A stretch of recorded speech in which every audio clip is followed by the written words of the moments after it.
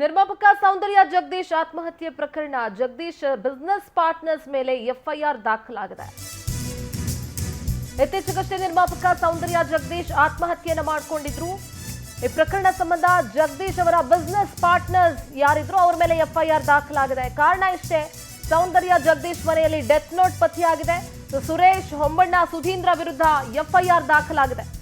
ಸೌಂದರ್ಯ construction ಕಂಪನಿಗೆ 60 ಕೋಟಿ ರೂಪಾಯಿ ನಷ್ಟ ಆಗಿತ್ತು. ಸಹ ಪಾಲುದಾರರಿಂದ 60 ಕೋಟಿ ವಂಚನೆ ಮಾಡಲಾಗಿತ್ತು ಅಂತ ಉಲ್ಲೇಖ ಕೂಡ ಡೆತ್ ನೋಟ್ ನಲ್ಲಿ ಮಾಡಲಾಗಿದೆ.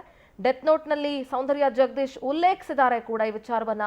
ಕೆಲವೇ ಸಾಲುಗಳ ಡೆತ್ ನೋಟ್ ಬರೆದಿರೋದು ಪತ್ತೆಯಾಗಿದೆ. ಜಗದೀಶ್ ಡೆತ್ ನೋಟ್ ನಲ್ಲೇ ಆ ಮೂವರ ಹೆಸರಿತ್ತ ಅಂತ ಗೊತ್ತಿಲ್ಲ, ಬಟ್ ಆ ಡೆತ್ ನೋಟ್ ಅನ್ನು ಆಧರಿಸಿ ಪತ್ನಿ ಶಶಿರೇಖಾ ಅವರು ದೂರನ್ನ ದಾಖಲಿಸಿದ್ದಾರೆ. ನಮ್ಮ ಫಿಲ್ಮ್ ಬ್ಯೂರೋ ಹೆಡ್ ಲಕ್ಷ್ಮೀನಾರಾಯಣ್ ದೂರವಾಣಿ ಸಂಪರ್ಕದಲ್ಲಿ ಜಾಯ್ನ್ ಆಗ್ತಾ ಇದ್ದಾರೆ. ಲಕ್ಷ್ಮೀನಾರಾಯಣ್, ನಿರ್ಮಾಪಕ ಸೌಂದರ್ಯ ಜಗದೀಶ್ ಅವರ ಆತ್ಮಹತ್ಯೆ ಏನಿತ್ತು ಅದೊಂಥರ ಸಡನ್ ಶಾಕ್ ಇಡೀ ಸ್ಯಾಂಡಲ್ವುಡ್ಗೆ. ಯಾಕೆಂದ್ರೆ ಬಹಳಷ್ಟು ಜನ ನಟರು ಎಲ್ಲರೂ ಕೂಡ ಅವ್ರ ಜೊತೆ ಬಹಳ ಆತ್ಮೀಯತೆಯಿಂದ ಇದ್ರು. ಆದ್ರೆ ಡೆತ್ ನೋಟ್ ಸಿಕ್ಕಿದೆ. ಆ ಡೆತ್ ನೋಟ್ ನಲ್ಲಿ ಬಿಸ್ನೆಸ್ ಲಾಸ್ ಬಗ್ಗೆ ಅವ್ರು ಮೆನ್ಷನ್ ಮಾಡಿದ್ದಾರೆ ಅನ್ನೋದು ಕೂಡ ಗೊತ್ತಾಗ್ತಾ ಇದೆ. ಏನೆಲ್ಲ ಅಪ್ಡೇಟ್ಸ್ ಇದೆ?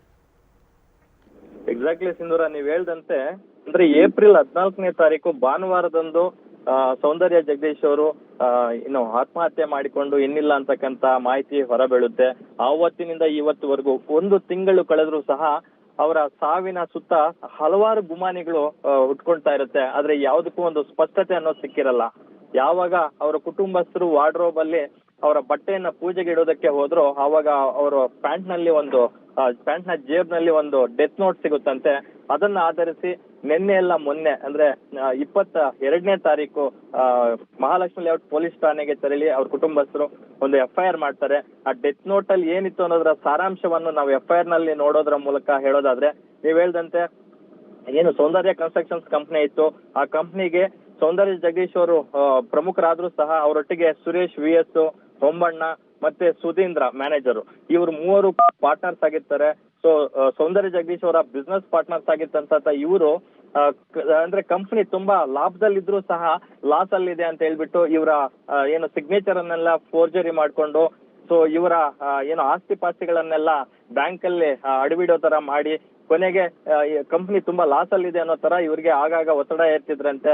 ಮತ್ತೆ ಇವ್ರಿಗೆ ಏನು ಕೊಲೆ ಬೆದರಿಕೆ ಕೂಡ ಹಾಕಿದ್ರಂತೆ. ಆ ನಿಟ್ಟಿನಲ್ಲಿ ಅವ್ರ ಕುಟುಂಬಸ್ಥರು ಈಗ ಇವು ಬಿಸ್ನೆಸ್ ಪಾರ್ಟ್ನರ್ಸ್ ಮೇಲೆ ಎಫ್ಐಆರ್ ದಾಖಲು ಮಾಡಿರ್ತಕ್ಕಂಥದ್ದು. ನೇರವಾಗಿ ನಮ್ಮ ಪತಿಯ ಏನು ಸಾವಿಗೆ ಇವರೇ 3 ನೇರ ಕಾರಣ ಅಂತಕ್ಕಂಥದನ್ನ ಆ ಎಫ್ಐಆರ್ ಅಲ್ಲಿ ಅವರು ಆರೋಪ ಮಾಡಿರ್ತಕ್ಕಂಥದ್ದು. ಓಕೆ, ಧನ್ಯವಾದ ಲಕ್ಷ್ಮೀನಾರಾಯಣ್ ತಮ್ಮೆಲ್ಲ ಮಾಹಿತಿಗಾಗಿ.